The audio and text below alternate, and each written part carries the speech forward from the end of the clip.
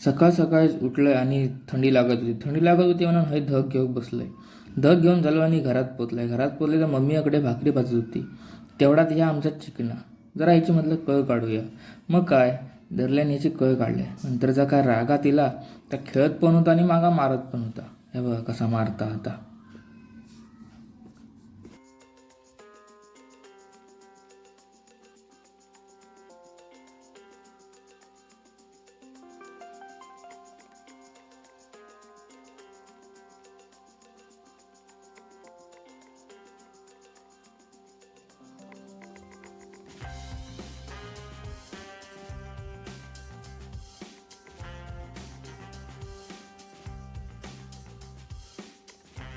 जसा खेळान झाला तसं आधी मिशी एक पीळ मारलंय.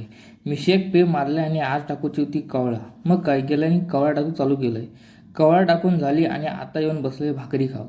पोटाक जरा आधार लावलंय आणि माझी BMW काढून मी चाललोय नांदगावाक मम्मीक घेऊन. नांदगावाक कित्या तर डॉक्टरकडे.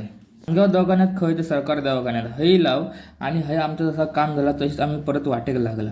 आणि आता येऊन पोचलाव उसाचा रस पिऊ. मस्तपैकी थंडगार उसाचा रस घेतलाव आणि 12:30 5 मिनिटं वाजताच्या आधीच आम्ही येऊन पोचलाव घराकडे. घराकडे येऊन बघतो तर आजी हे जेवण करत होती. हे वाटाप लावला नव्हता. जेवण बिवण झाला आणि आता झाली संध्याकाळ.